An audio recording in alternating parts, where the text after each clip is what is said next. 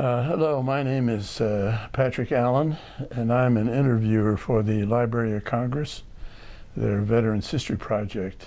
And today is November the 30th, 2021, and the Veterans History Project in Southwest Ohio is done by the Cincinnati Hamilton County Public Library, and the program is headed up by Brian Powers. And we are here today at the residence of Charles Fosnight in Covington, Ohio. Mr. Fosnight, thank you for agreeing to do this interview. You're welcome. Now, do you go by Charles or by Robert? I go by Bob. Bob, that's your middle name? Robert's my middle name, but I go by Bob. Okay. So. Before we get into any of your military experience, I'd like to ask questions about just your life in general.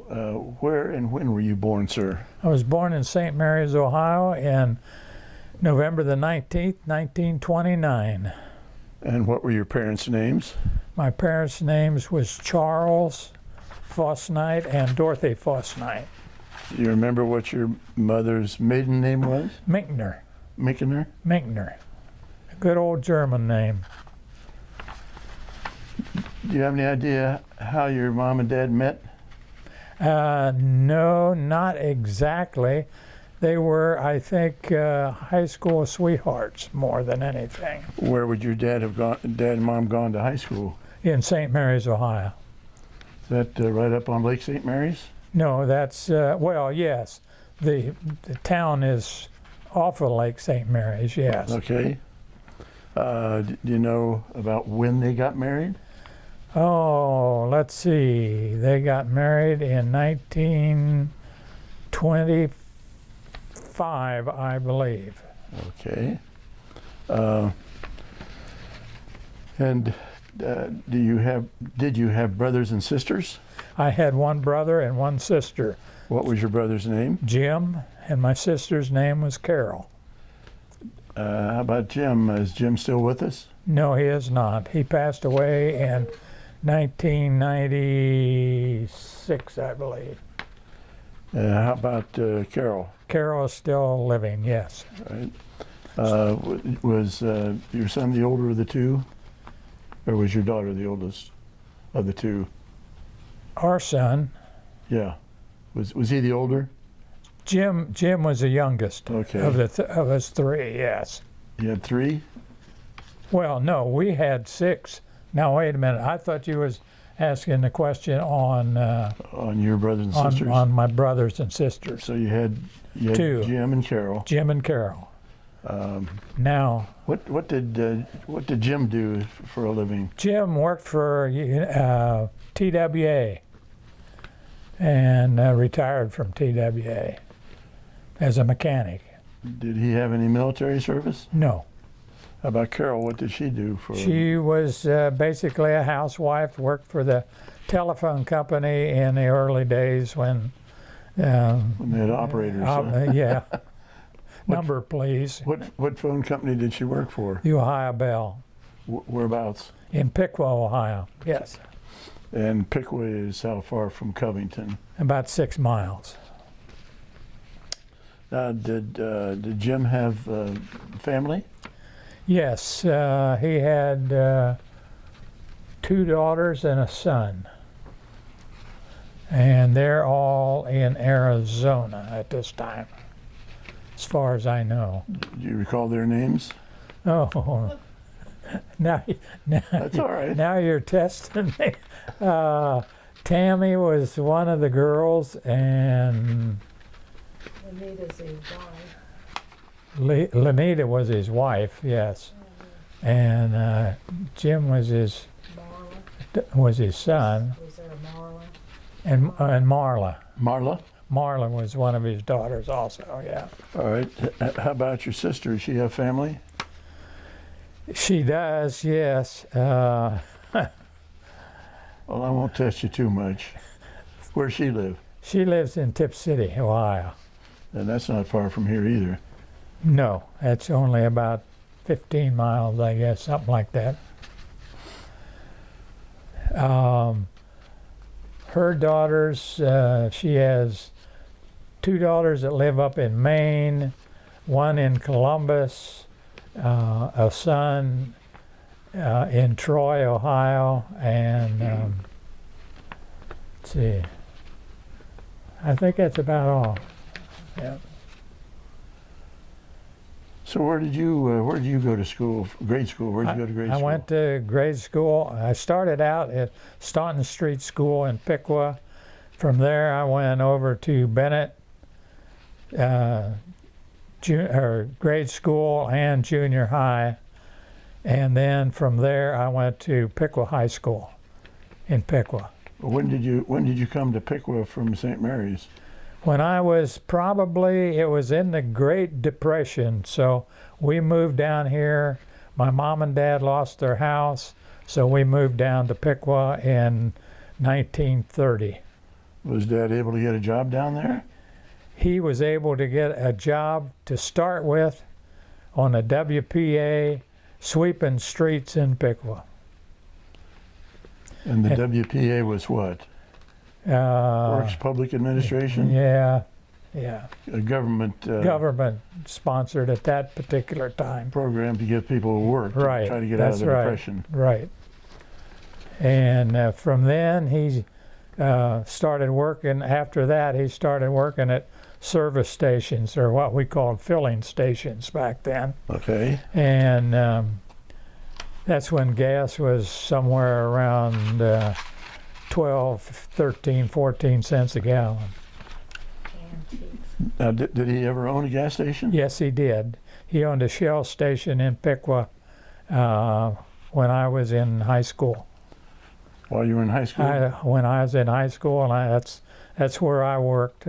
Oh. After school, I'd go down, and on weekends. That's what I was going to ask, if you helped your dad at this Yes, I did. service station. And what did you do Yeah. for your dad? I worked out on the Pump islands? pumping gas, washing windshields, and we did all kinds of stuff. If you need air in your tires, we put air in your tires. We lubed your cars, and we just did the general work. So as a matter of course, back then, if I came in to get gas, you just asked me how much I wanted, and That's right. then would you wash my windows or ask me? I'd wash your windshield, and I'd Check my oil? check your oil. I'd do the whole bit. If you wanted air in your tires, you'd have to pull over to the air pump to get air. But other than that, And back in those days, you didn't have to pay extra for it. You just paid no, for we your did gas. not. No, you did not.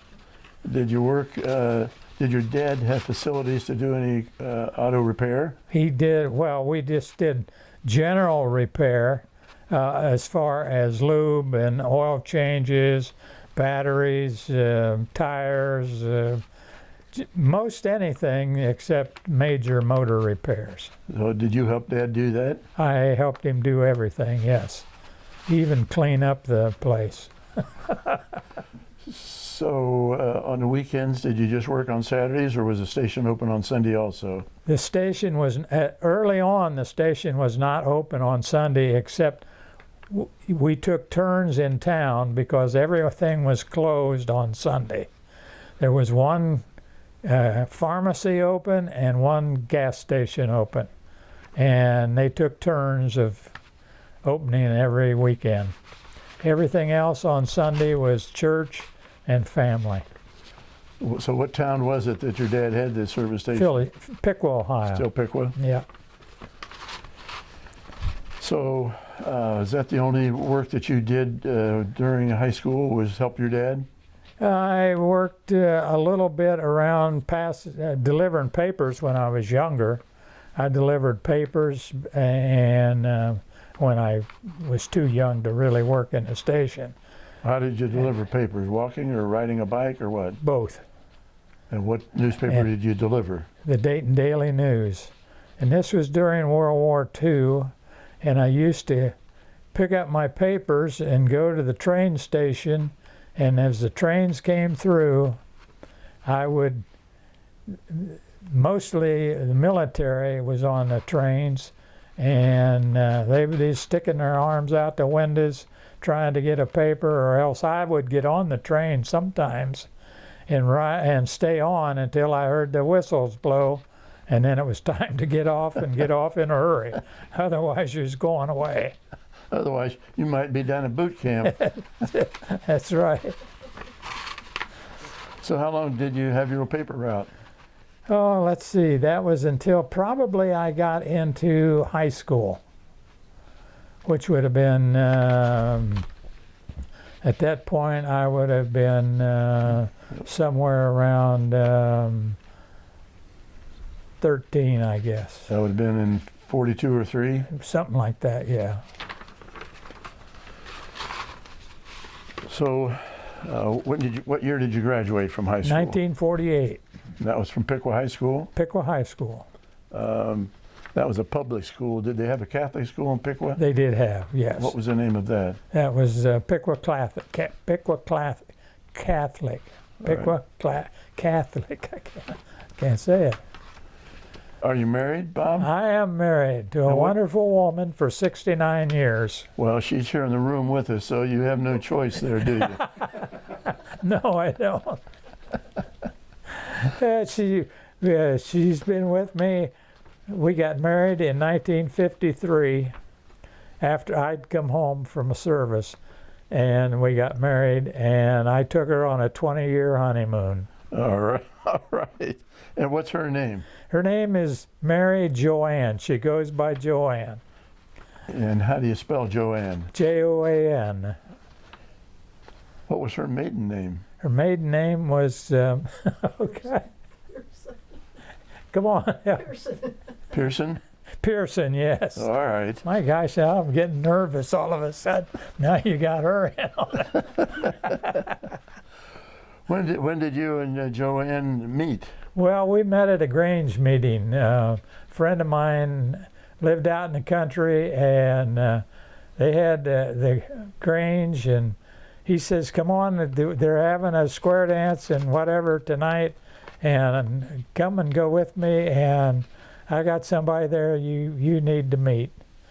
So that's where we met at the Grange meeting. Well, how did you get to the Grange meeting? Do you have a car? Or I had a car. I had a 29 Chevrolet. was that at yours that or your time. dad's? That was my dad's at that point, yes. Yeah. In fact, I've got one sitting in the garage right now, A 29? a 29. Wow. Do you get it out for parades? It belongs to my son, and we was in one parade, a Veterans Day parade. All right. So how often did you drive your dad's car? Oh, I drove it a lot. I don't drive this one, though. I don't remember how to work all of the pedals. Did you drive your dad's car to school, or were you No, this was after school. were you close enough to walk to school? That's the only way you could get to school. If you didn't drive, and only the farm kids got to ride the bus to school. All right. So we walked to school, which was about 3 miles, I guess, and walk home for lunch, walk back to school, and home at night. Well, was Joanne's dad a farmer, or what? He did was do? a farmer, yes. All right. Yep, he was a farmer. Did he raise crops or cattle? He had milk cows and farmed crops, yes. What was her dad's name? Harold. And her mom? Harold and Yeah. Margaret, yes. Margaret and Harold? Margaret and Harold. Did Joanne have brothers and sisters? She had a brother, Dick, and a sister, Jean, and a sister, Louise, which are both gone now, and Twin sisters. and twin sisters, Janet and Nancy. Janet and Nancy. Yeah, Now, your sister was Carol, Carol. and did she marry? She married. She did marry. Yeah. What was her married name? Her last married name was Schulskamp. Shul Scamp? Huel. Huel. Huel Scamp. Yes. Huelscamp? Yes. And where did she end up living? She's living in Tip City right now. Yes. And we went through her Right. Correct. children. Yes. Right. All right, so you get out of high school. What did you do after you graduated from high school? Well, I worked for Dad until I went into the service. And did you get drafted or did you enlist? No, I enlisted. There were 3 of us that decided, this is in 1950, and there were 3 of us that decided that we were going to go down to Dayton and enlist because the draft board was starting to breathe down our backs. So we went down to Dayton to enlist in the Marine Corps. The Marine Corps enlistment service was full at that time. They weren't taking anymore. So my 2 friends decided they were going to the Army, and I said, I'm not going to the Army, I'm going to enlist in the Air Force. So that's where I went. They enlisted in the Army, and one of them went to Germany, one of them went to Korea, and I went to San Antonio. And the one that went to Korea was a motor pool driver, and he was driving a load of ammo to the front and hit a landmine, and he came back in pieces and is buried in Piqua. His remains, How about yes. the one who went to Germany? The one who went to Germany is back, and as far as I know, he's still living. I'm not sure exactly where he lives now, but the one that went to Korea was Dean Bunchu. All right. So was he a friend through high school? No, he went to the Catholic school, and I just knew him from neighborly contacts mainly. So you go down to Dayton and you want to join the Marines, but they're full up. They're so full up. What did you join then? The Air Force. Why did you pick the Air Force? Because I was just, I don't know, a spur of the moment thing that I just decided that's what I wanted to do. So Did you consider the Navy? no, I did not. Why didn't you want to be in the Army? I just didn't like what the Army was doing at the time. Okay. And the Air Force had just basically came into being in 1947, I think, or 48, somewhere right there. They became their own service, and I just Before decided that was the Army Air Force. it was wasn't the Army Air Force, yes. Now you enlisted in September of 1950, That's correct. and had the Korean War started then? Yes, it was already in progress. Did you have any expectations that you might be going to Korea? I had no idea.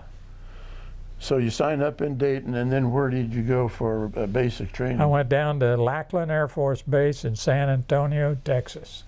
Did you have any time at home before you went down to Lackland?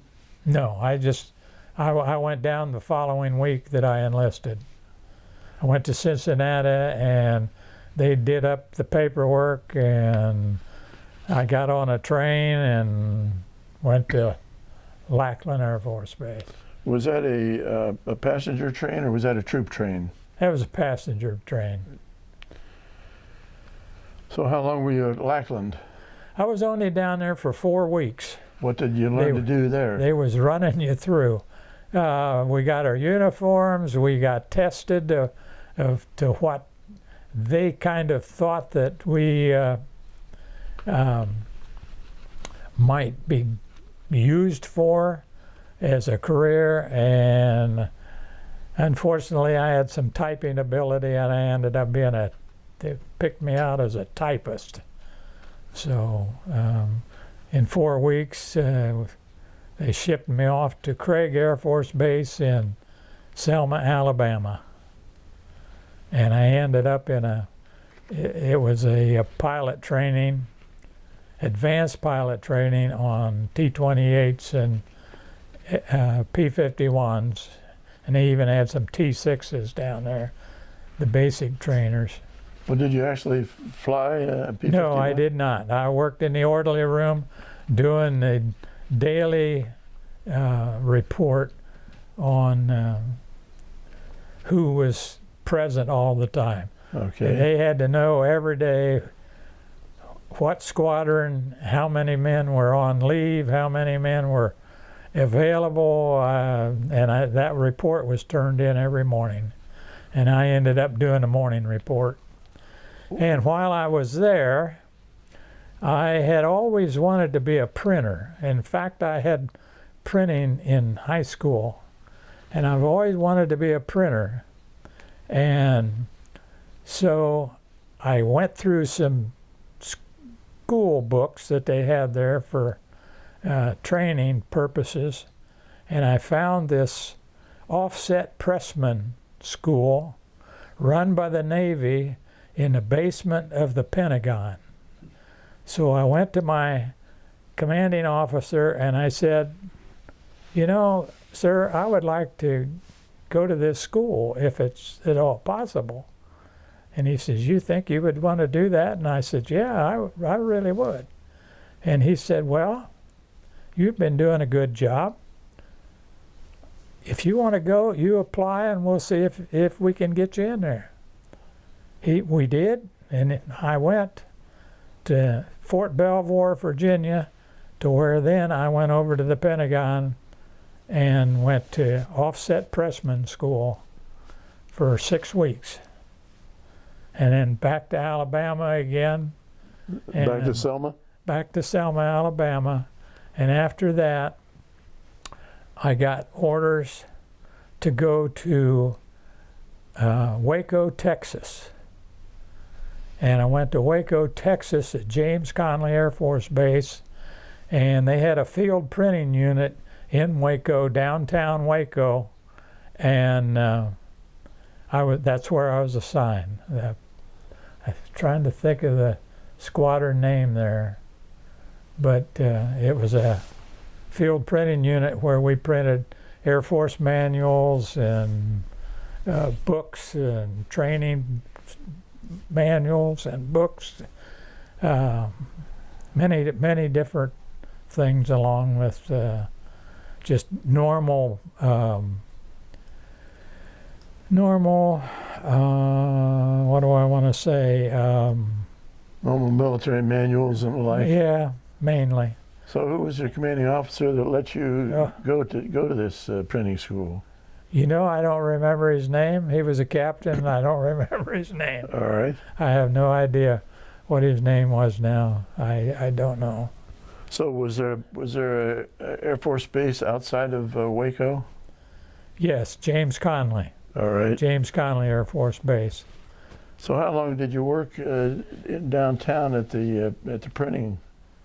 Well, complex? until I was shipped to Japan, to Yokota Air Base.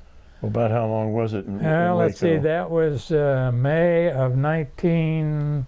Let's see, when I left, I gone to Japan. I'll look here at my notes. Well, in the meantime, though, we got married. Maybe I need to bring that in at this point. Well, that'd probably be a good thing to do since your wife's here. I think so. So when did you join and get married? I think you told me in '53. Yes, January of '53. So I had gone home for Labor Day, and we got engaged, and I went back, and then we got married in January. That was in Labor Day of 52. And then we went back and we got married in 1953. I worked at Wright-Patterson. Yeah, she worked at Wright-Patterson Air Force Base at that time. She worked there while you were in the service? Yeah, for a short period of time. And where did she go to high school? she went to school to Fletcher grade school and Fletcher then high school was was a combination, Lena Conover. Lena Conover School, yeah. All right. So, how did you get leave to come home to get married? How did I get leave? I just applied for leave, and my commander let me come home. And how many days were you able to come home for? Well, we came home for I don't know, about a week ahead of time. Got married, and on a Saturday, spent Sunday at home, and took off on Monday, going back to, no, that's not true either, Well, because I had to be back Monday to Waco, and we were In the driving, meantime, we had to buy a car. and we had to buy a car while I was home. I don't remember exactly how long I was home, I guess. It wasn't long, though. It wasn't over a week or two at the most. So, So you bought a car when you were home getting married, right. and was Joanne able to go back with you, or did she stay home? No, she went back with me. And where did you live when you went back? We went back and we lived in, Were you on base, or? no, we had to get an apartment. We got an apartment at 2613 Live Oak in Waco, Texas. And it was so And the what- apartment was so dirty, we bought it with. What kind of an apartment was it? How many It- rooms did it have? it was a garage apartment, and it was 50 bucks. Garage. It was $50 a month. Well, what was your pay? My pay at that time, oh my gosh. When we got married, of course, she got $160 a month, and I was a staff sergeant by then. So I was making probably maybe $200 a month. I don't All right. know, something like that. Okay. So Yeah. when did you? Where were you when you became a staff sergeant? I was at Waco. I made staff sergeant really very rapidly because I had only been in the service 19 months when I made staff sergeant. Do you know why you? They were just promotions. The promotions were coming just right and left. I have no idea why, but every time I was up for promotion, I got promoted. What was your rank when you entered? Basic airman, Okay. nothing. All right. And you went from that to what? Yeah, I went Staff sergeant? to airman first class or third class, airman third class, airman second class, airman first class, and then to staff sergeant. So that was a pretty rapid advancement in those days. But I did not make technical sergeant until I had 12 years in the service. So from 19 months, a little over a year and a half, to 12 years, I got no promotion. Did you make more money as a staff sergeant than you did as an airman third class? Oh yes, Each- airman third class. When I went in, I got $71 a month. And so each step, third Each- class, first, second class, first class. Right, and then it was when all- we got married, we got allowance for our wives. So that's how we survived. But our apartment rent was $50 a month. Well, how long did you and Joanne stay in Waco then? We stayed in Waco until I went to Japan in let me see. Well, first off, I've got to say that after my first 4 years was up, I got out. And we went back to Piqua, Ohio. We had one child at that point, Dale. I went back to Piqua, Ohio. We went back to Piqua, Ohio. We were living with my parents, and I got a job in Dayton, at a print shop in Dayton. So you're living in your parents' house, but you're driving to Dayton? I was driving to Dayton down 25, which was 2 lanes, one each direction. Traffic was terrible, trucks, it was terrible. I'd go to work in the dark, I'd get home in the dark. And back in those days, it was called the Dixie Highway, wasn't It was it? Dixie Highway, that's correct. And so, after doing that for a couple months, I said, you know, this is not going to get it. I can't keep doing this. And so I called my old commander in Waco, Texas, and he said, well, if you can come back down here, I can re-enlist you and you can save your rank if you're down here within 90 days of discharge. So discharge was September. I had October, November, December to get back to Waco, Texas. So I got back to Waco, Texas on December the 16th. And Of what year? of 1954. And re-enlisted. And in the meantime, my wife had got pregnant and was going to have another baby. And so our second son was born in Piqua on December the 27th. And I was able to re-enlist, and then he let me come back home for the birth of my child. And then I picked her up, and well, I went back right away, and then she flew down with the baby the following month. So flew back down to Waco? Waco, yes. So you're in Waco and you have 2 children now. I got 2 children now. And I'm a staff sergeant. I saved my rank, which was the best part of the whole thing.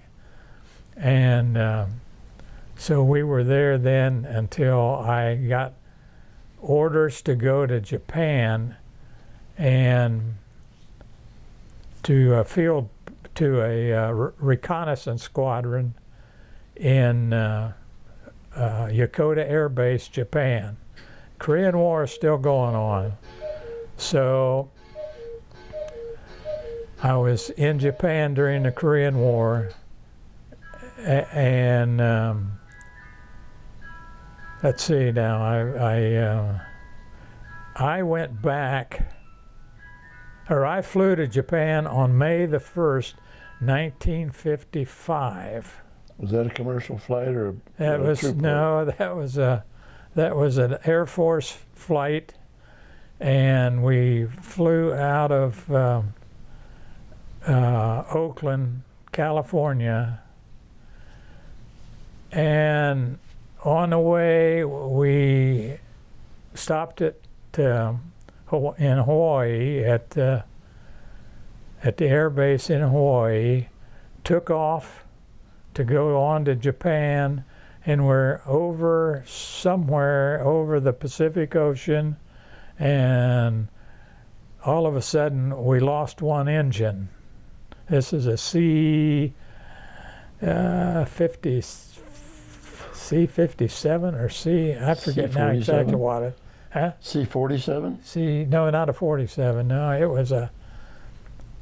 was almost like a commercial plane, but it was. How many engines did you have? We had 4. And one of them conked out. One of them conked out. So nobody realized it until we looked out the window and saw the air-sea rescue plane flying around us. So we turned around and went back to Hickam Air Base and stayed all night there while they fixed the engine, worked on the engine. I don't know that it ever really got fixed, because we took off the next morning and we made it over to Wake Island, landed to refuel, and it was still spitting and sputtering. And we took off again then and got to Tokyo on May the 1st. And then I got over to Yokota. I had made all the arrangements, and of course she had then moved back to Ohio, got all of her stuff back to Ohio. So I was going to spend an 18-month tour in Japan. But then after about 3 months, we had a little problem at our house where one of our sons was playing out in the yard where she was living, and he got another little boy pushed a real lawnmower at him while they was playing out, and he got his fingers cut. So Almost all. she had taken him to the hospital. My sister had taken her to the hospital with him. And so she sent me a letter that what had happened. Well, I didn't get the letter until I got another letter saying that he's okay, he's doing all right, and I thought, what's going on? So I called, which we didn't call back then because it was $6 a minute to call the States, and I couldn't afford that. But I did call back, and I said, you're coming over here, you and the kids are coming over here. So she got everything together and went to Wright-Patterson, got her furniture stored, and took the necessities, and then she and the kids came to Japan. And we stayed there until 1955. Well, let me go back to Waco a minute. When you go back there with Joanne and you got the two kids, were your accommodations any better than they had been over the garage? Yes, because when I enlisted, I got a pretty healthy re-enlistment bonus. So I went out and bought furniture and rented a house, and I think for $75 a month or something in that neighborhood, rented a house and got our furniture in there, and then I went back and brought her down with it, where I went back, and she flew down because of the baby. She flew commercial? Yeah, she flew commercial down, yeah. I think that's the way it went. Now, how'd she get over to Japan? Commercial or She came military? over on the USS Funston, a military ship. She came over on ship? She came over on the ship out of Washington. That was an experience. She had 2 babies. What kind of accommodations did you have over in Japan? We had base housing, which was Japanese housing, and we had to live off base for a while until base housing became available. But it was called Huber Heights. Was it? Huber Heights is in Dayton. No, Huber Heights is in Dayton.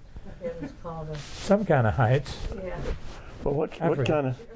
But it was about the size of a small trailer. The Jatmer Heights, that's what it was. Okay. So the Japanese residence you were living in was about the size of what, a mobile home? Mobile home, a small mobile home with a tent heater for heat.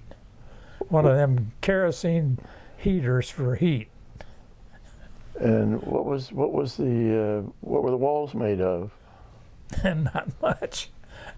We this whole little heights or housing area was just off of the end of the runway, so you had airplanes taking off all the time and landing, and you had a train that ran within 20 yards of the house almost. And the other train.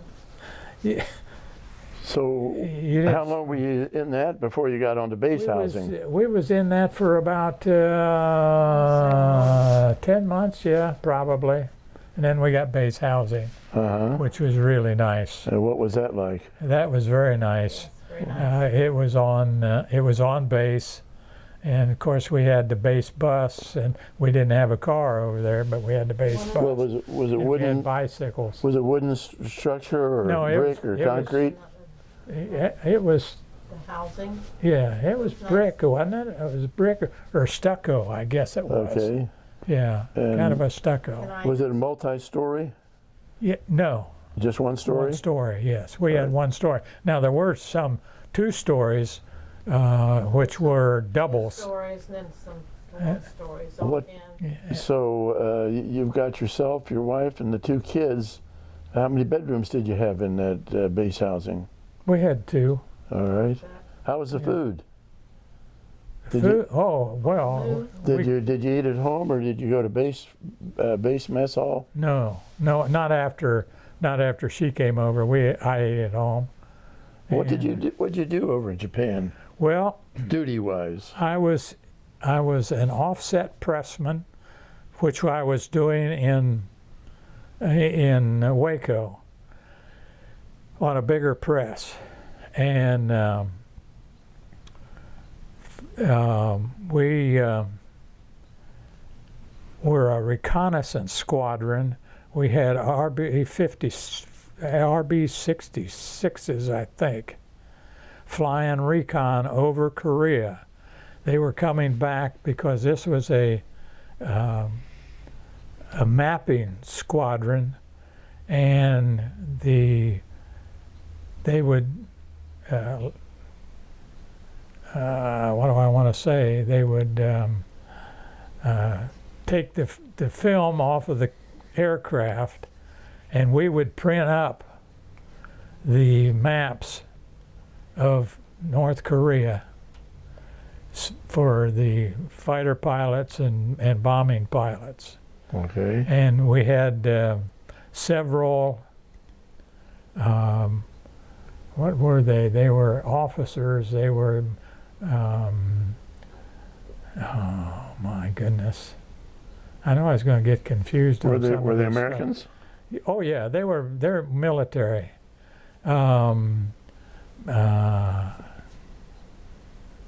Were they cartographers? They make maps. They made them. Well, they made the maps. Yes, they took the films and they made the maps, and then we printed the maps. Okay. And but they were. Oh, I can't think of what they called them now. I guess cartographers. So, what were your hours of duty? 7 days a week, 5 days a week, No, it was 5 days a week. 8 Unless hours a something day? was coming up, unless something came up that we had to be in there, or maps that had to get printed that had not been done. But it was a 548th Reconnaissance Squadron. Do you remember any special occasions when you had to work overtime? Oh yeah. Give me a Yeah. couple of examples of what happened.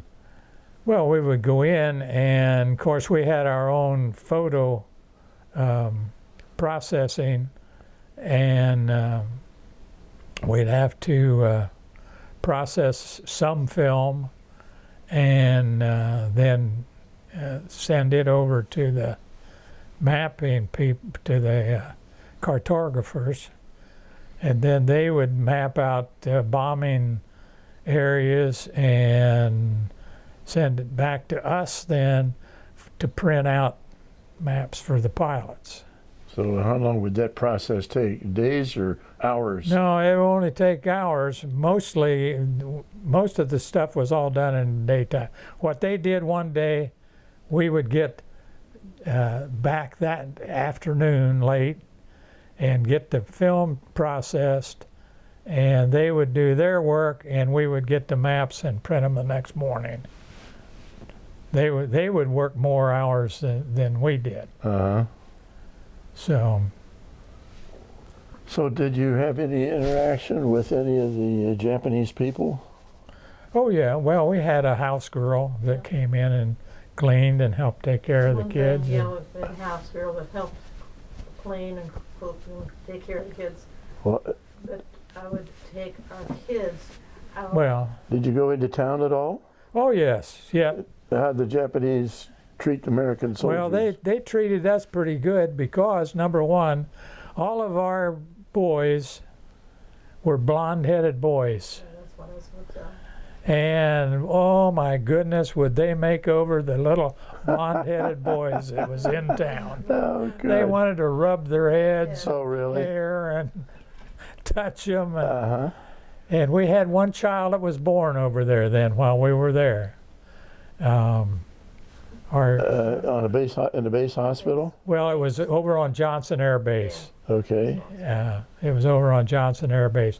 And the ironic thing about then, and I really don't understand why it was, but for him being born on an Air Force base, we had to go to Tokyo, and he had to be Naturalized.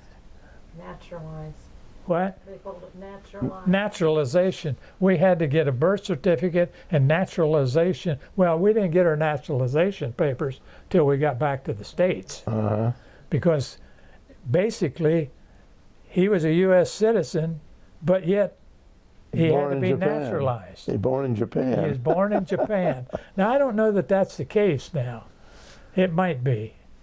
But But did you do any traveling around the country over yeah, Japan? we did. We went up to Yokosuka and some other place, Standing Buddha and different places. Mount Fuji. And at one time we decided to take a train ride up to Mount Fuji. the Standing Buddha, and we got on this train, and there was so many Japanese on there, and I mean we were packed like sardines on this train, and we didn't know where we was going, and so we was trying to communicate, and finally one of them told us where we needed to get off because we couldn't communicate with them. Uh-huh.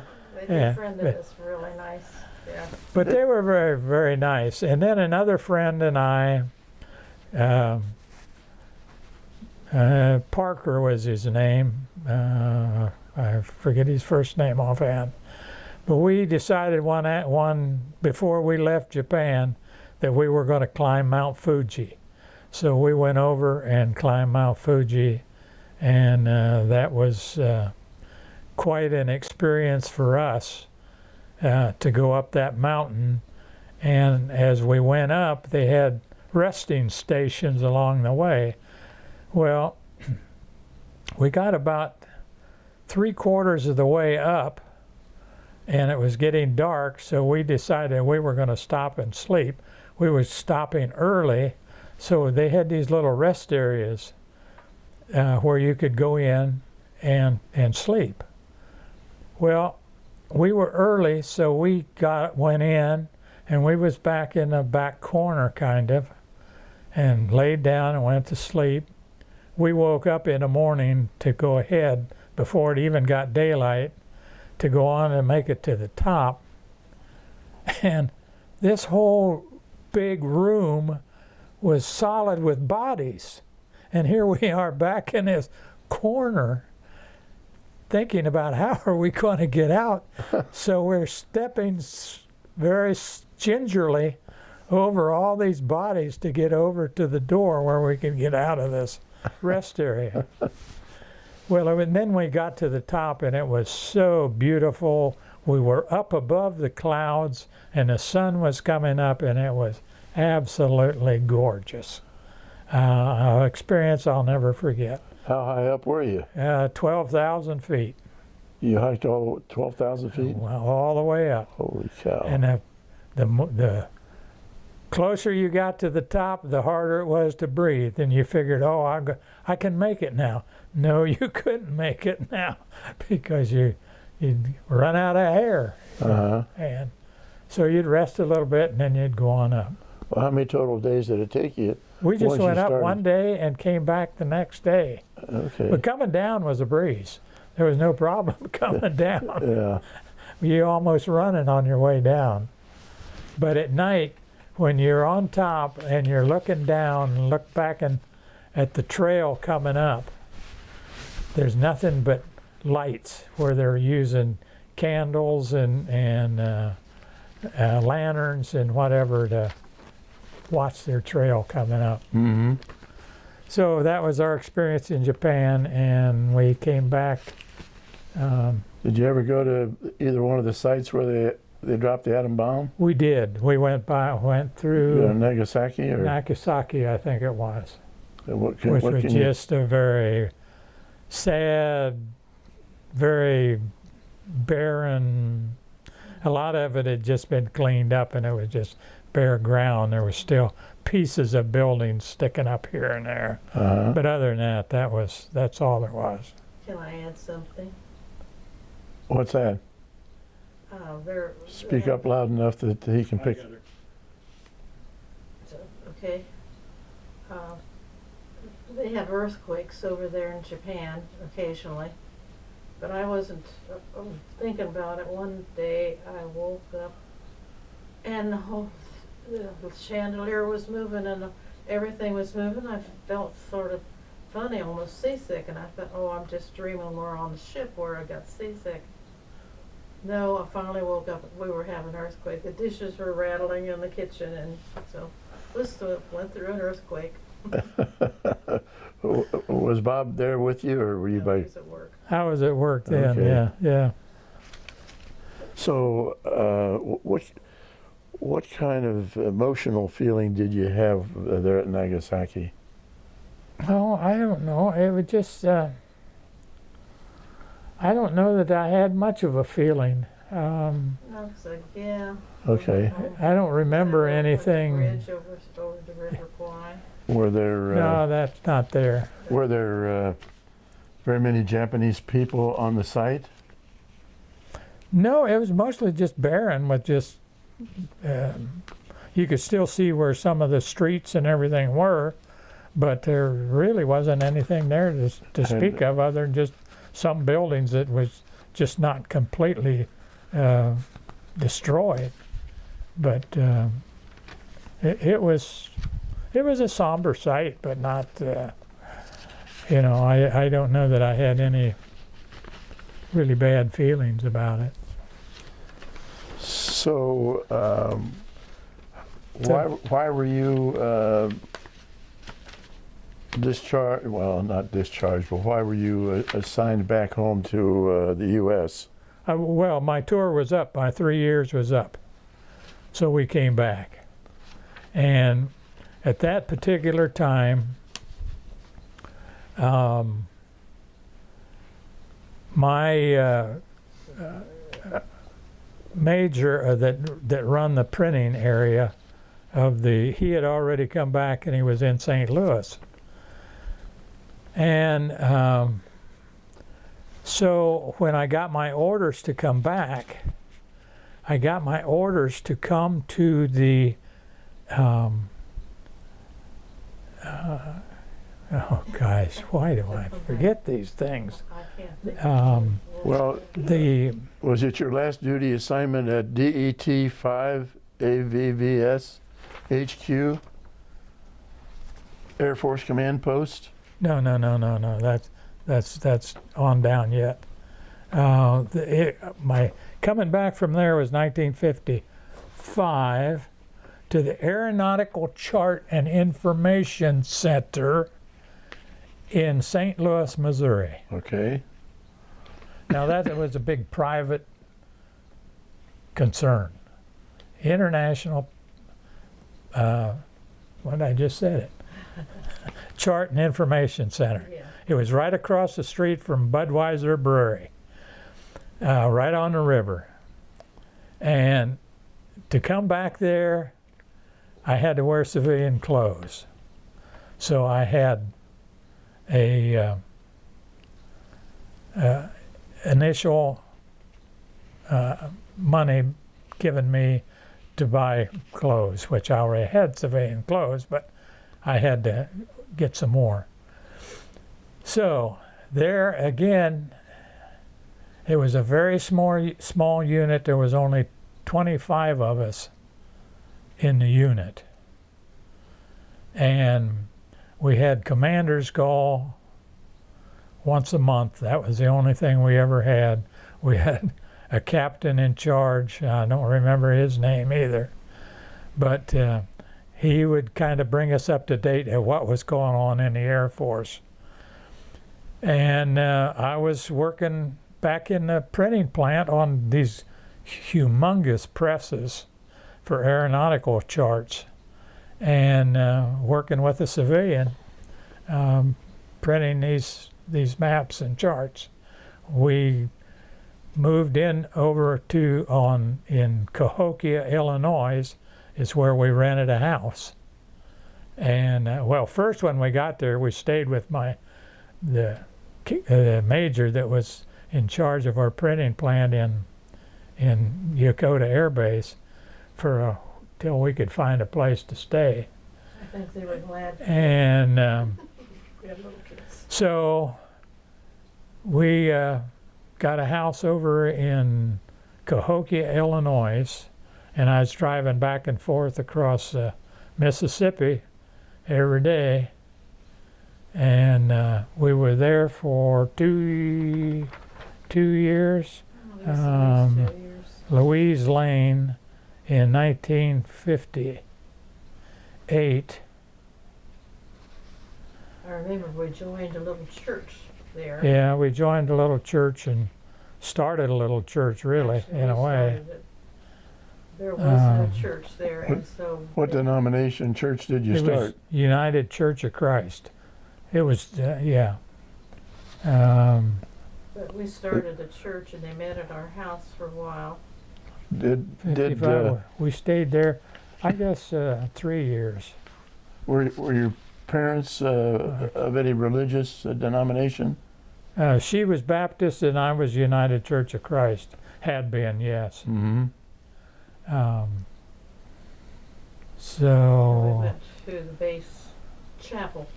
So and, you're we you're working in St. Louis. You're living in Cahokia.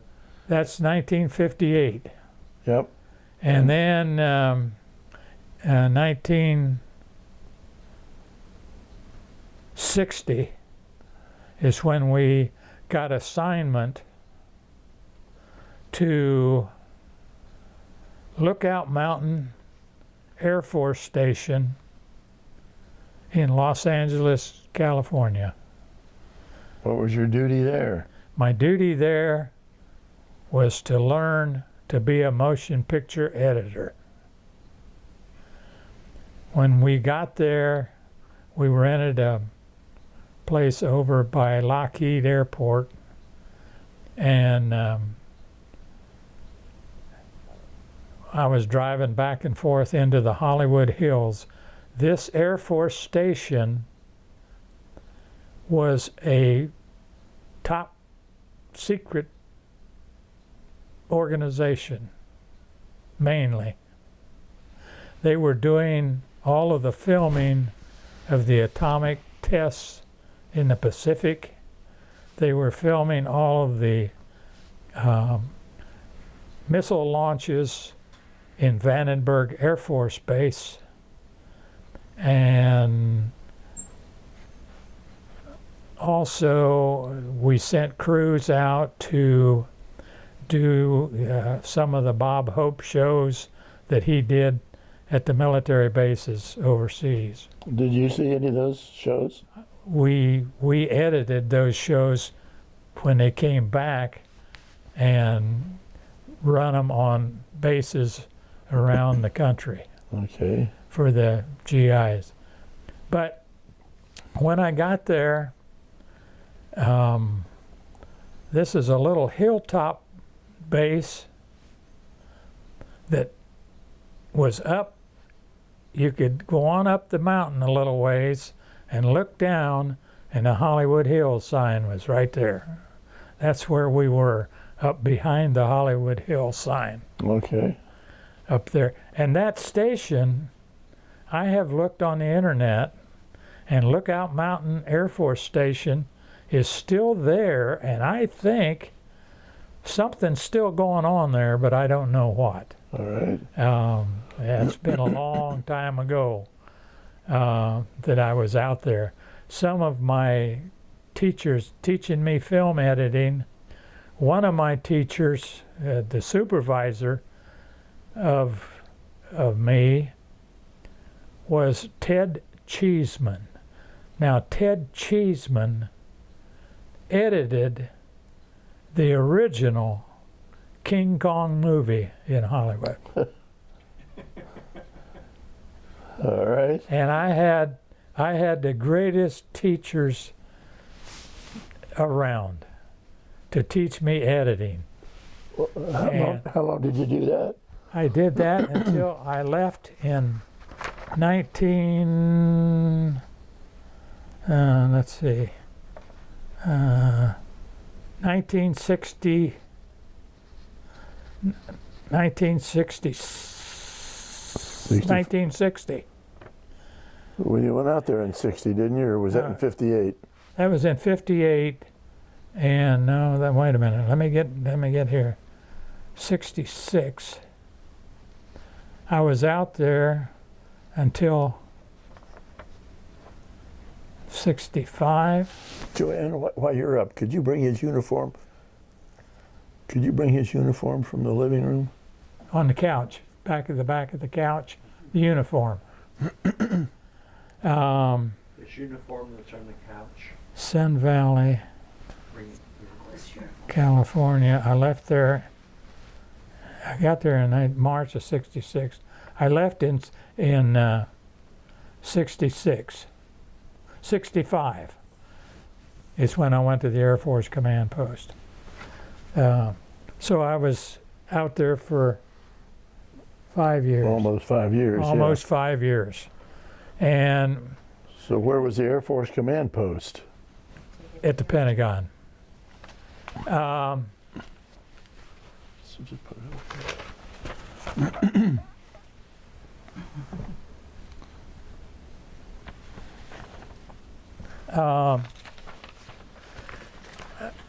So I was out there 5 years, and while I was out there, I traveled to all of these places just about, except out to the atomic test. But I traveled up to Vandenberg Air Force Base. I went around, we filmed all kind of training missions, training programs. The one thing that I was working on was the U-2, top secret U-2. A film I was editing at that particular time was classified top secret. The U-2 had flamed out over Alaska and landed in Texas, gliding in. I don't know if you know about the U-2. Gliding from Alaska to Texas? To Texas. It landed on a base down in Texas. They had no idea what was coming in. Here comes this airplane in. It's on pogo. It lands, and you got to take it because it has no wheels other than the center line wheels. So it lands, and when it lands, it tips on its one side or the other. And they have to come out and put pogos underneath the wings. So while I was working on this film, it just so happened that Gary Powers got shot down over Russia. How did you find that out? Well, we found it out because they started declassifying the film that I was working on.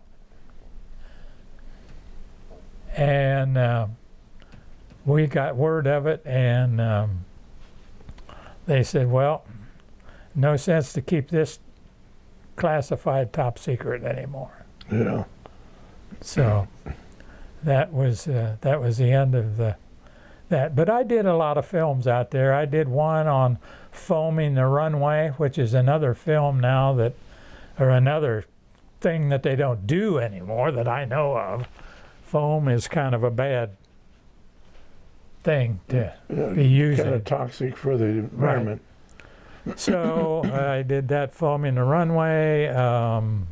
Well, what was the idea of the foam? What did that do? in case an aircraft came down with no landing gear or one landing gear or engine out or whatever and coming down and had to land on foam because he didn't have his landing gear.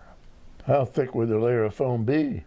It was pretty thick. I don't know that it was.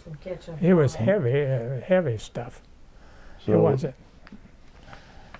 a couple of feet or a foot or? Oh, no. It was sprayed out from the front of a truck. Okay. They would spray it out. It was probably no more than 3 or 4 inches thick, Okay. like a 4-inch snowstorm is basically what it looked like on a runway. Well, when you left there to go to Air Force Command, did that end your camera and filming portion of your service? No, not exactly, because we was also, while I was out there, editing a lot of combat footage over Vietnam. And so that's, and they needed, I was kind of following another Air Force editor around. His name was O'Donnell, not O'Donnell, guys, McDonnell. And he was at the Air Force Command Post at that time. And he got transferred over to the White House. This is during during Vietnam now. He was transferred over to the White House staff, and that's when I got my assignment to go to he was at the Air Force Command Post, and that's where I got my assignment then to go to Air Force Command Post in the basement of the Pentagon. That was in 1966 when I went to the Pentagon. Why did they particularly want you over there on that project? Well, I was doing briefing films on combat footage. I was getting the raw material back from the aircraft. It would come in late at night. Early in the morning, I was in at the Pentagon before around 6 o'clock.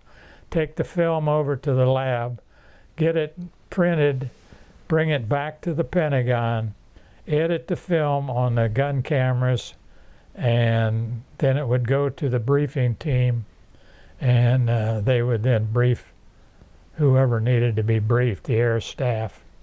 Well, and tell me what you do when you would edit a film. You take the film, and you take all of the. It's regular movie film.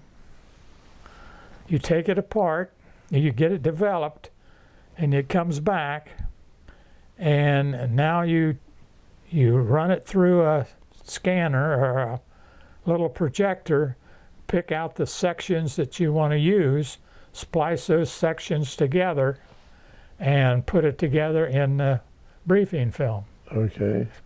You might have several segments that would all go together. It would be almost like you're doing today in filming this. Of course, you're not taking any of it apart. You're just putting it on tape. But I presume you can do some editing on this type of thing. I'm not sure. I'm not up on the current. What you're doing is what you get. What we're doing is what we get. Huh? You'll get a copy of this, and everything that is said here this morning is going to be on that tape. Now, So how did you know what portions the upper echelon wanted you to keep in and edit out? It's just something that. It's just a talent that you have. You know what's good and what's bad. I mean, you know when the aircraft pulls away, that's the end of it. You might as well go to the next one, to the next run. Okay. And that's Well, is there any part of those films that you had to see and edit? Is there any aspect of that that stands out in your mind? well, I guess the defoliation in Vietnam over some of these heavily forested or not, yeah, I guess forested. Some of the helicopter saving Helicopter rescues? It's just anything that comes that you see. I don't know. It's hard to explain. Well, who would be That I have to be the one to say this is. I want them to see this. I want them to see that. A lot of these helicopter rescues, evacuations, were under fire, weren't they? Yes, they were. Now, who's taken film of these helicopters under fire during a rescue? Well, you got combat photographers out there in the field. You got them in the helicopters. Okay. You got the cameramen in the helicopters. They're taking these films. They're sending them back, the film back. I'm getting it processed, and I'm editing out. You know, there's a lot of just dead stuff in there that the camera's running that just doesn't show anything. Okay. So How quickly would you get those filmed? Let's say the what was done film, one day, we had the next day. Really? Yes, it was brought in the very next day, and of course it took me then time the next morning to get it to the lab, to get it printed, get it back, and put it into a briefing form. A lot of it was just raw. I mean, there was nothing other than just the shots that was taken. Mm-hmm. You know? Pilots going down, parachuting out. If you've got two F-4s flying one behind the other, one gets shot down, one gets hit, a pilot bails out, you know, the trailer, his camera is filming that. It's just amazing. Yeah. And of course, while I'm there, then we have other briefings that have to be done, and they're taking the films that I put a lot of them, string them together for a total briefing for an organization. And one of them was to go up to West Point to show the candidates at West Point what's going on over in Vietnam through a briefing film. And I've gone to different bases around. There was, and of course, and then again too, and this goes back to California. There was one time when I had to put a briefing film together at Lookout Mountain to take to a briefing up at Nellis Air Force Base in Nevada.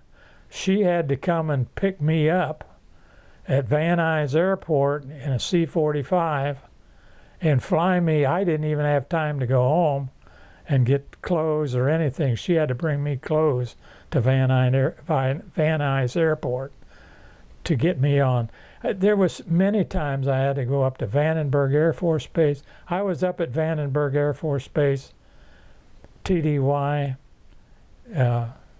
watching and a lot of times I needed to be at some of these places to know what things was happening so that I would know how to edit some of this film when I got it back myself. I was at Vandenberg Air Force Base the day JFK was killed in Dallas, Texas. Well, how did you find that out? She called me. Oh boy, how'd you She feel called me. How'd you feel about that? I felt very bad about that. That was a bummer. Did you ever meet him in person? No, I never did. Uh-huh. No, I I had a never did. neighbor who would come and check on me every once in a while because I had little kids too. When he was gone a lot, she says, I just come to check on to see what you're doing and see if you need any support. Well, heck, I'm redoing, I've got all the stuff off of our couch. I'm reupholstering our couch and redoing this. When it came back, everything was new. Because I just had that. So, you know, I was from Lookout Mountain to Washington, D.C., I was always out going somewhere usually to take briefing films. And the main thing, if you took a briefing film out, the editor had to go because if the film broke, somebody had to be there to patch it back together. Okay. So that was my job usually. A lot of times nothing went wrong, but I had to make a trip just to back them up, you know. And these trips to the different locations for briefing, was that always by aircraft or? Yes, usually it was military aircraft. Shaw Air Force Base was one. Down in Florida at Hurlburt was another. Well, they had a bombing test down in Florida that I went down there on that. It just, I was going a lot. Yeah, he was. So, Do you have any experiences that just pop out in your mind as something you'll never forget? Besides being up on Mount Suribachi? Mount Fuji. Mount Fuji, yeah. Yeah, not Suribachi. No, nothing other than the U2 thing. So I guess maybe to kind of wrap things up in a way is my 20 years was coming up, and I had a good offer from an advertising agency in Washington, D.C. to edit commercials and other things. And Sergeant McDonald was over at the White House. And my 20 years was coming up in 1970. And I thought, well, I'm going to put in for retirement. So I put in for retirement. I was an E8 then, a senior master sergeant. And I was home on terminal leave. Already had a job. I was home on terminal leave. And on December the 8th, I think it was, I got a call from a command post and said, you've been promoted to Chief Master Sergeant, and do you want to come back? And I said, no, I don't think so. I got a good job. And if I come back, I know Sergeant McDonald is retiring. And you're probably going to send me over to the White House. And they said, yes, that's the plan. as a chief master sergeant. But you're going to have to stay 3 years over there. Because once you pass 20 and get promoted, you got to stay 3 more years. At that time, I don't know what it is today. So I said, no thanks. I'll take E7 and stay in Washington, D.C. and work and make a lot bigger money. So if you had gone to Washington at the White House, was that when Johnson was president? That was when Carter? What was your question? Johnson, no, Nixon. When 19, Was that 1970? Oh, Dick, yeah, 1970. Yeah. Tricky Dick Nixon? Yes. That was Okay. 1970. Yes. Did you ever meet him? No. Never did. We went to his inauguration parade. We had front row seats. Let me take you back on your way over to Japan. You stopped at Wake Island. Mm-hmm. How long were you at Wake Island? Just for Just stopover? fueling. Just refueling. All right. Just a refueling. Didn't even get off the airplane. When you flew in there, this is in the 50s. Was there any indication of how badly Wake Island had been bombed and attacked by the Japanese? Not really. I didn't. I didn't pay too much attention to it. Really. How about when you were in Honolulu? Did you have time to get off the plane in Honolulu? I did get off the plane in Honolulu, and I slept on a bench. A beautiful night. I slept on a bench in the park all night in Honolulu before we got back on the airplane. But I did see a lot of pot marks all over some of the buildings. They're all gone now because we've been back there 3 times. But back then, there were still pot marks all over the. Now, which island was that? Oahu? That was Oahu. Yeah. That was Pearl Harbor. I mean, that's right where we were. Was Pearl Harbor. What Air Force base had you landed at? Hickam Air Force Base. And that was close to the harbor, wasn't it? Yes, it was.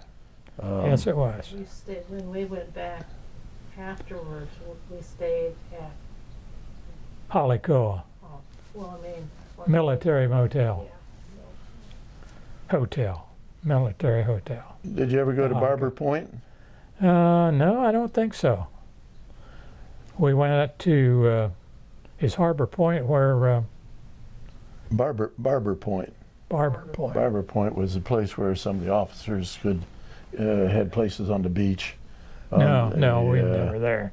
we walked all over the wall. We walked all over everywhere. One end to the other, we walked. So have you been to the Arizona Memorial? Yeah. Oh, yes. Yeah. Yep, we've been there a couple times. The museum and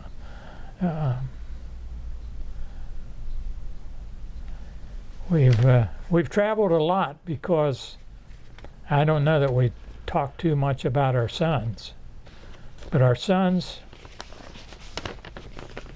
basically 4 sons was in the Air Force. 1 retired from the Air Force. What's his name? Dale. He retired in 1996, I think, and went to work for the United Nations, where he worked in embassies in Taiwan, the Philippines, Thailand, Indonesia.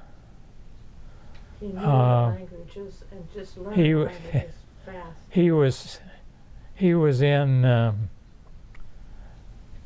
was in embassies all over the place. Uh-huh. Took evasive training in automobile training in West Virginia.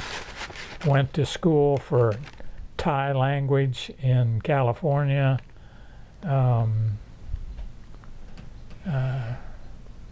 had an interesting career. Took us on a Oh. car ride through one place we were. He says, I learned this in case of Well, it was going on a wrong way street. But he'd just go on a wrong way street. So that was Dale, That was Dale. and you got a son, Doug. When was Dale born? Dale born in 1931. He was the first one, I don't know.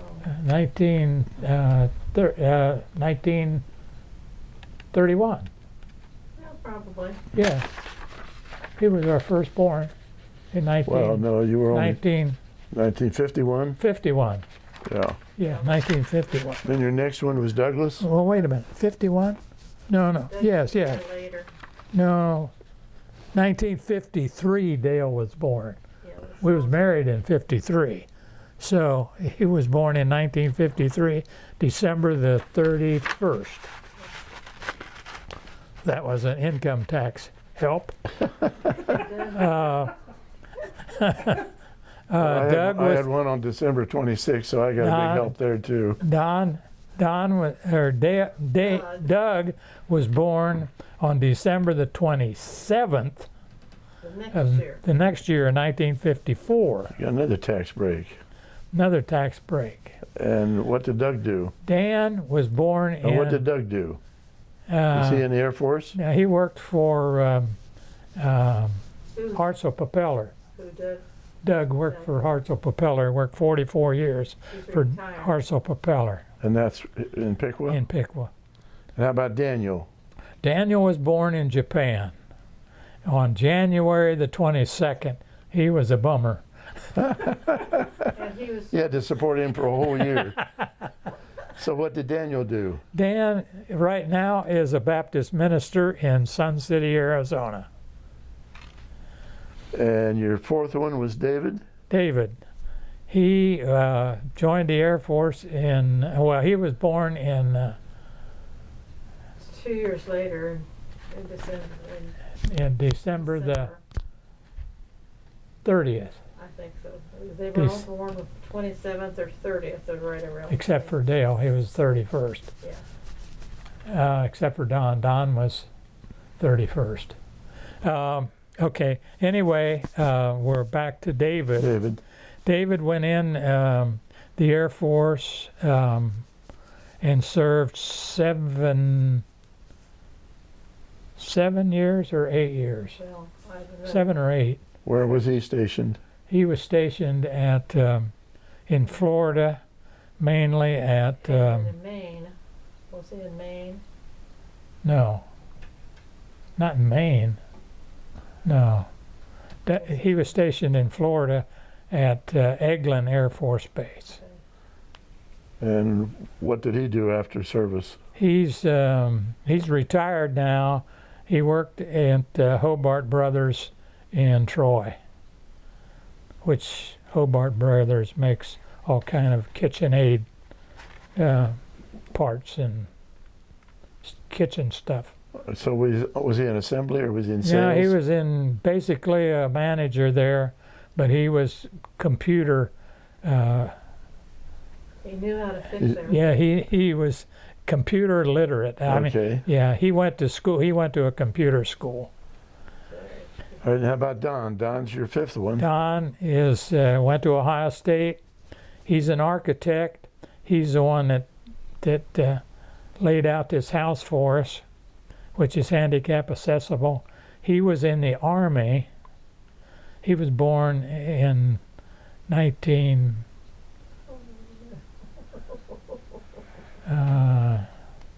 He was just a year or two younger than Younger than David? Dave, yeah. Dave. Yeah.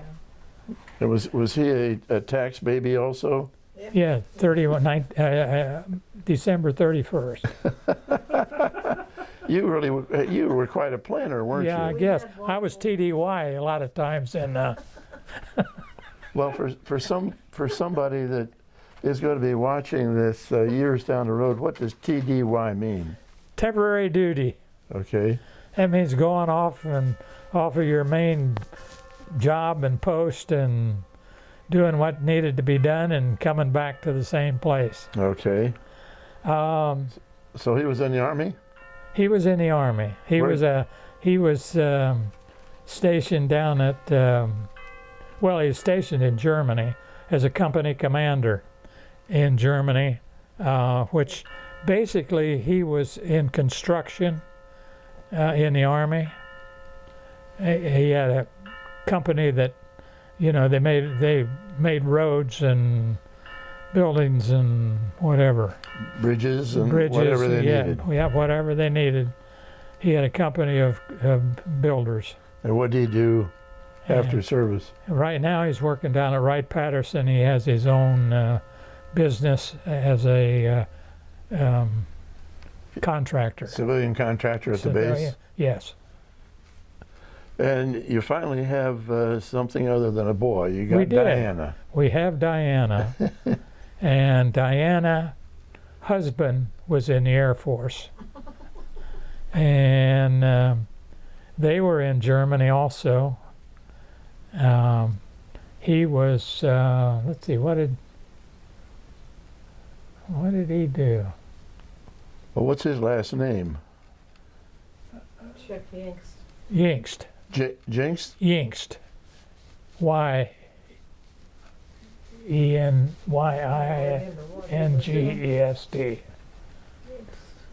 So is he still in service? No, he's out. What's he do? He's a manager for some company down in Kentucky. Do you know what city or town?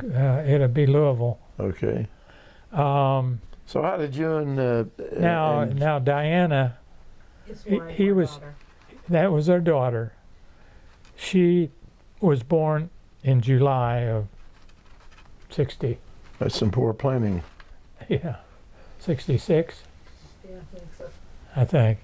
And So how'd you and Joanne feel when you finally had a daughter? oh, that was wonderful at our house. Uh-huh. She was The kids really, she was born at in Washington, D.C. yeah, but in the Army base at Washington, Fort no, not Fort Dix, Fort Myer. She was born in Fort Myer, Virginia, and back then, you know, they wouldn't let fathers couldn't even be there. I took her to the hospital, and they said, "Goodbye. You go home. We'll call you when the baby's born." That's where So- military hospitals. So she called me and said, "We got a girl," and all the boys, they were jumping up and down. And finally, she wanted to name her Anna. Anna, yeah. And the boy says, "Oh, she can't be named Anna. We're all got start with D." So we named her Diana. Her name is Diana. Do you know? Do you know why you and Joanne named all the kids starting with a D? Because I had D's on my report card. That's what he told them. Now tell me the truth. That's what he told everybody. Well, the first two got named with D names, and we just figured they all might as well be D names. Easier to remember. Were there any other relatives that were named Dale, No. Douglas, No, Daniel, No. David, no. Donald, No. nor Not that I Diana? know of. No. All right. Although Carol's, Denise, Dawn. But Debbie? She had nothing to do with it. Oh, and I know, but yeah, She named her kids starting with D. D's also. I don't know. Your sister? Yeah. Your sister Carol? Yeah, my sister Carol. So anyway, where were we now? I kind of lost track again. Okay, so Diana was born, and the kids were really excited, and we finally named her Diana, and Diana was a nurse, and Diana passed away with breast cancer. Oh, shoot. She was working in the hospital as a nurse in the oncology department, and she didn't find her cancer soon enough. Wow. How long has it been since she passed away? 4 years, 4 years? Wow. I think. So that's your, She's been gone, at least 4 years. and that was your youngest. You That was our youngest. never expected that, did And you? only girl. Yeah, yeah. Yep. Well, Dale was married. He was married. What was his wife's name? His name was Jinchi. Jinchi. Chin-Chi Shu. She's a Shu. Chinese girl. She was a Chinese girl. He married her in Taiwan when he Alright. was stationed there. All right. And she has been a blessing to us. In what way? And just, they got a divorce. And And he died shortly after. because he was gone so long, so many times in what he was doing, and so she is like a daughter to us almost. She had a daughter. They had a daughter, and named Eileen. And Eileen lives in Barcelona, Spain, and her mother is with her now. But her mother, since of our age and our problems that we're having, her mother's going to come and stay with us in February, we think, To live here, or to live here that'd be nice. and help take care of us. So she never got remarried. No. And did you mention that Dale passed away? Yes. I think we did. Well, Dale you ju- passed away. Well, maybe I didn't. Well, you just mentioned No, it. he went to work for the United Nations. Yeah. That's right. I didn't tell you that. He went to work for the United Nations, Yeah. and he was over and we went with him to different places. He was all over the Middle East. He knew every language in the world, I think. He was stationed in Greece, at the embassy in Greece. He was stationed in He was actually in Africa when this happened. Africa and Sierra Leone. He was stationed in the place where he died was I thought that was Africa. No. huh? Where he died was Africa? No? No. He had some major heart issues, Oh, he died of a heart attack. and what's the name of that other African country he was at when he died? There's so many of them. Yeah, I know there are. It was just down from Sierra Leone. I know it as well as I know my own. Well, But anyway, I was off on something. Well, I was just going to mention about Jinchi.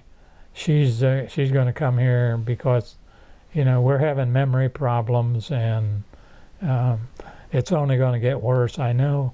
Well, it doesn't sound like this interview you're having a whole lot of memory problems, my friend. Well, Now, how about Douglas? Douglas married? Douglas is married, but he got a divorce and he's remarried to a wonderful lady, and Do you remember his first wife's name? Jeannie. Jeannie? Yeah, And what's his current wife's name? was what? His current wife, Doug's present. Sue. Sue? Sue. her Yeah. wife. Yeah, Sue, yeah. Sue. Yeah. And Dan? Dan's married to Sally? Sally. Yeah. Been He's a married. Baptist minister out. He's the one that's a Baptist minister. We used to go to Arizona every We year spend the winter in in the Arizona. wintertime. He's in and Sun City? Sun City. All right. They have horse property out there, and have 4 horses. Yeah. I think 3 And now. they have a place for us in case we want to come out there Yeah. and stay with them. We made it handicap accessible out there, Oh, shower and stuff. Good. So we could stay, and we used to drive, and then we got to the point where we couldn't drive out that far, and then we decided to start flying, and we was flying out of Dayton and changing in Dallas Fort Worth, and that was a problem. So we decided that Dave and his wife would take us to Columbus, and we fly out of Columbus nonstop into Phoenix. Oh, that was a plus. And that was okay. But now we just, that's You don't probably think about retiring out too there now, much. Besides, How about Donald? Donald, Donald get married? yeah, he's married. What's his wife's name? Do you remember? Susan. Susan, yeah, Susan. So you got two Susan Yeah. daughter-in-laws. A Sue and a Susan. Okay. Yeah. And where's Donald live now? He lives up north of here. Or no. Donald. He's in Cincinnati now. He's the works at Right Pat. Yeah, he's He's a civilian contractor out there. civilian contractor, right?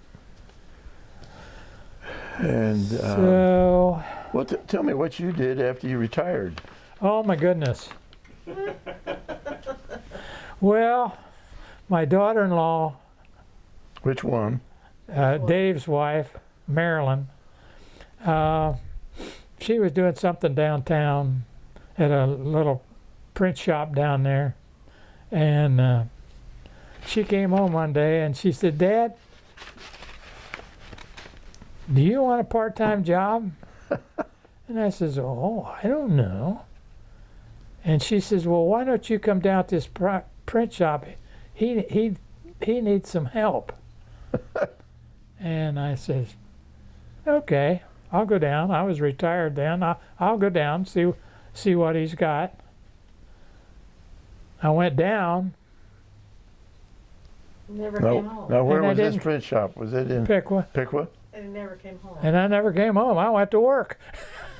It was really, I walked in, looked at his equipment. I said, "Well, I know how to run that."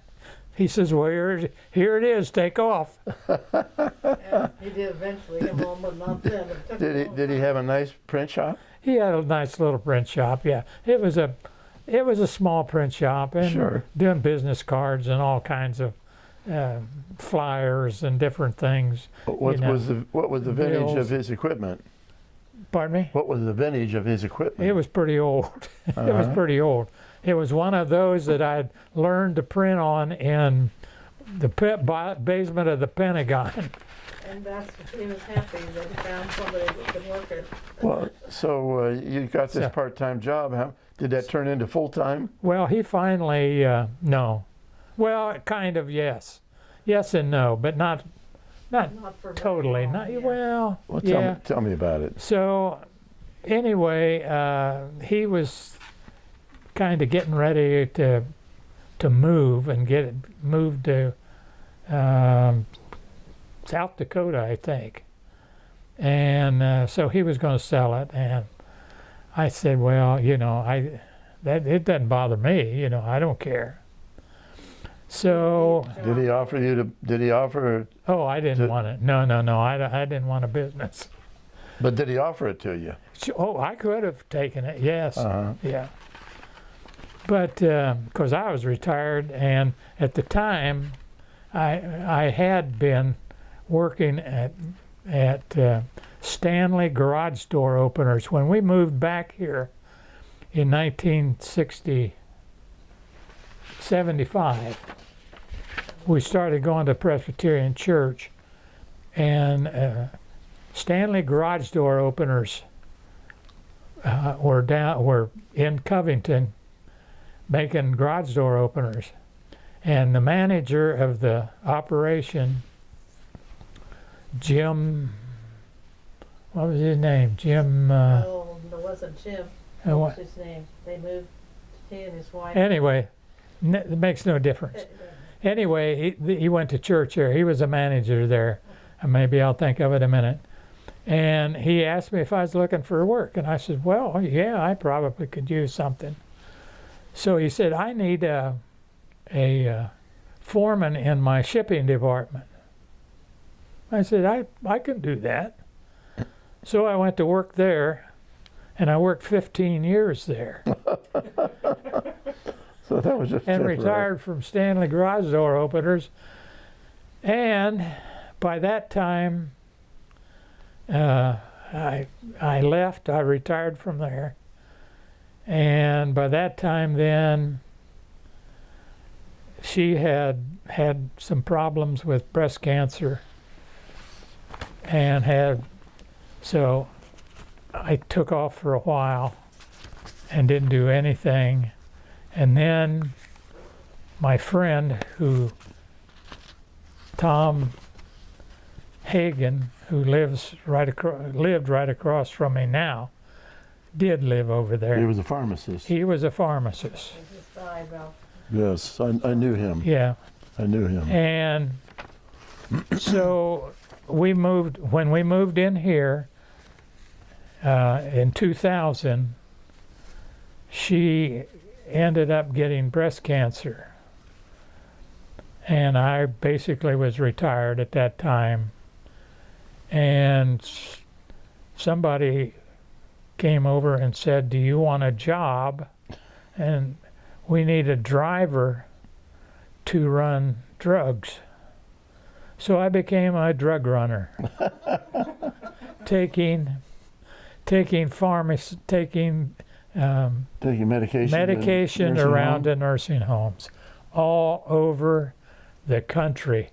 I mean, I was down in southern Indiana, clear over to the Chicago line. Michigan. In Michigan, I drove everywhere. Were you working for Tom? I was Hagen? working for Tom. Was a pharmacist then, but then Jay Meyer took over. Do you know Jay? No. Jay bought it out. And Well, when in this work history did you work at the little print shop over in Piqua? Was that before Stanley? That was before Stan. Yeah, that was before Stanley. Okay. Yeah, that was before Stanley. Well, No, it was before Stanley. It was after Stanley. After I retired from Stanley, that's when it was. Then I went to down there because I wasn't doing anything. You came home from the military, you worked at Stanley, then you retired from there, and then Right. you went to Piqua at the little print Print shop. shop. Then you left there, and then you started running drugs. Right, I started running drugs. How long were you a drug runner? Oh my gosh. When did I start? When was your first cancer? I don't know. We did it for a long time. At nighttime, mostly, it was when you were gone. And somebody saw the light on, and I was sitting on the couch, and they saw me.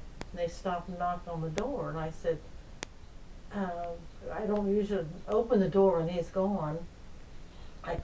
So finally I opened it to listen a little bit, and it was somebody I knew. I forget now who it was.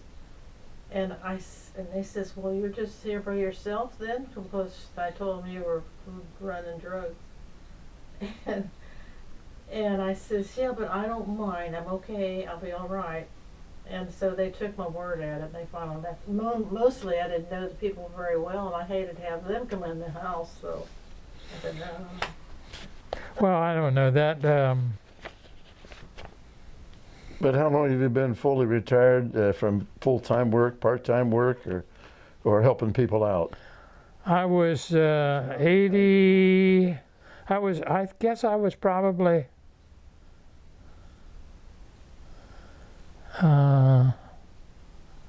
He's always 80, I guess, or more. Yes. It's about probably close to 85, maybe. He's still helping people out. Well, you just had your 92nd birthday November the 11th? November 19th. November 19th? Yeah, I worked clear up till I was 80, I know. All right.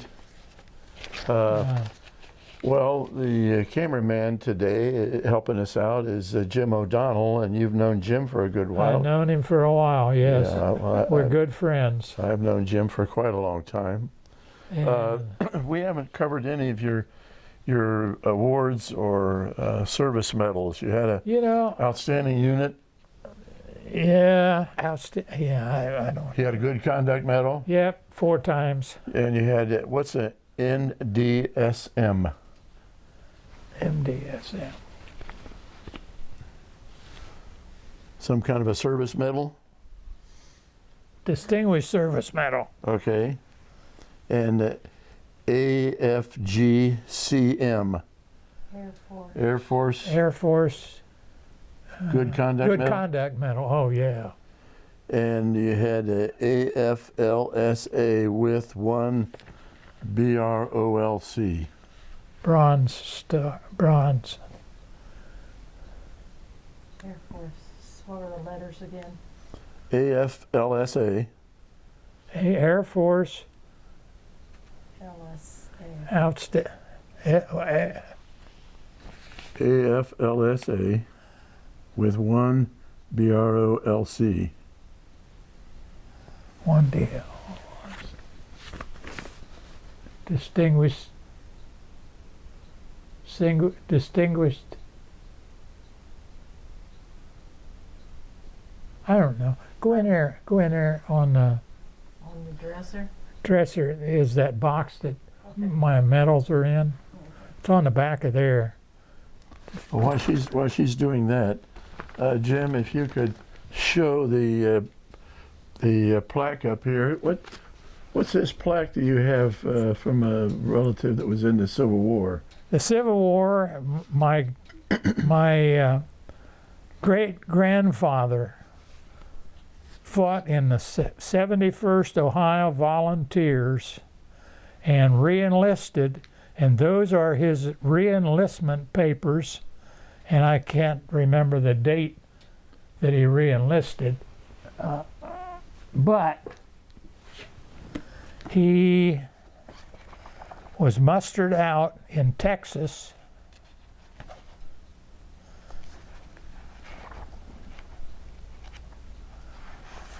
And mustered out in Texas on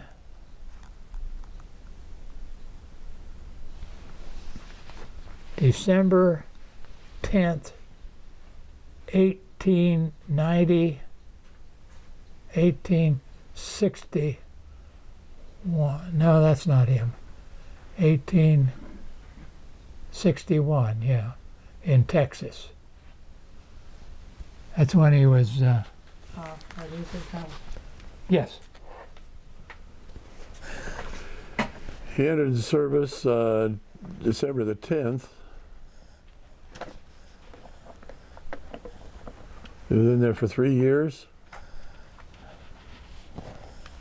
Mustered out November 30, 1865. 1865. 1865 over here in the small print.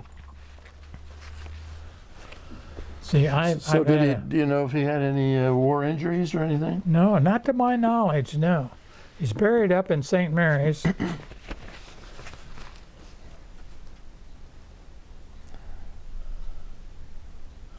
I lost my reading ability, so that gives me a hard thing to do. It's a Meritorious Service Medal. Okay, is that what it is? Yep. Okay. Of course, that one is, And this is just a military merit medal.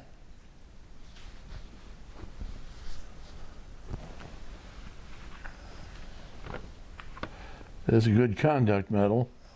yeah. And then longevity, I think that's a longevity ribbon. Longevity ribbon. I think, yeah.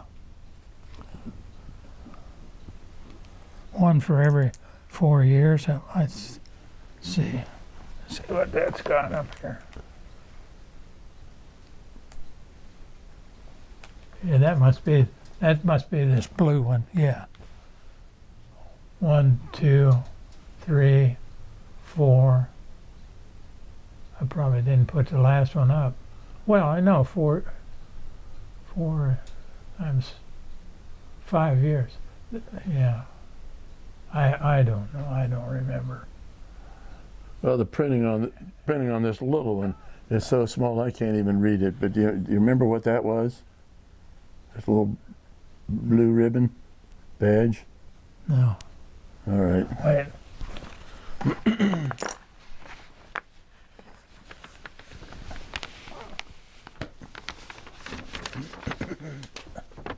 Now, be careful of your microphone. Oh, that's right.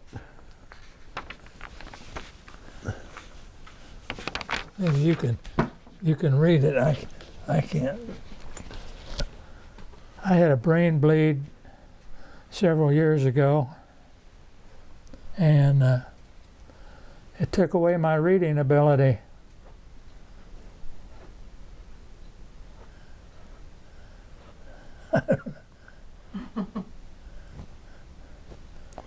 That's a good fidelity medal.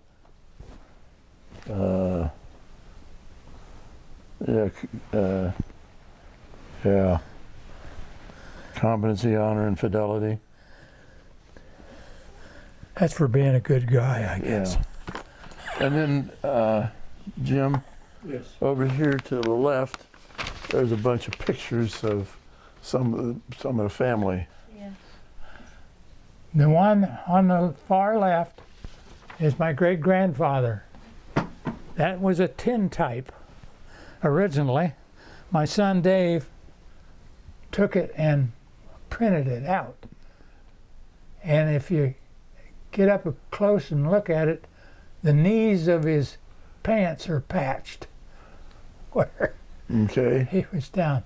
The next one is me when I enlisted. The next one is Dale.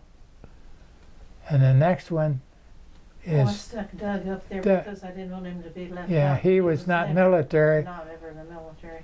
The next one is Dan, and then Dave, and then Don, and then Diana, and the next one is our grandson, That is Josh. Josh, yeah. And what service he in? He's in the Air Force. Okay. He was. I said that we've probably got a cumulative of over 100 years service to this country, Well, that's great. That's great. because Dale was 20, I was 20. Who's that last picture Dave on? was, Who's that last picture on the right with the flag that we can see? that's me. That's you? That's me. All right. Yeah. That's me.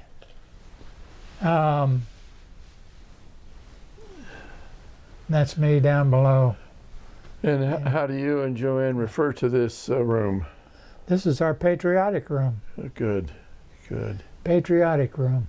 Well, we had so much stuff my mom had, and then we were collecting so much in pictures, and over here's one that we thought was that's George Washington looking into the future, and that was given to us by our son. Okay. And we had so many things. I said, we'll just make this a patriotic room. Great. And we had the tree up, and We leave them up all year. We And don't what take I them do down. is, Well, you know, guys, this has been a long interview, I know it has. and we've gotten a lot of information, and you've been really helpful. I'd like Well- to thank you for the interview, and thank you for your service. Well, you're welcome. I enjoyed it. It's you know, I know some of those that's been in combat. Yeah, I see it today, that have lost limbs and all kinds of things, and a lot of them's making the best of what What they can, they right? can. Right. I've been watching some news here a little bit lately, and there's one of the newscasters has both legs off, and yet there he is. He's doing a newscast, sitting there with artificial legs Wow. Below the knees. below the knee. Yeah. Both of them. When they're just this rod down for a foot.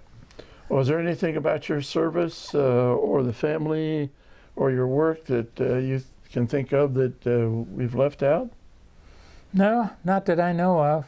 All I right. was thinking of something, and then I had to run to the bathroom. Well, thank you very much. We This is my great-grandfather's unit. This is the called Redemption. The 71st Ohio Volunteer Infantry Yep. in the Civil War. And this All one, right. no, there's another page here. Let me get this. I bet I lost that page out of there. It's a page of his.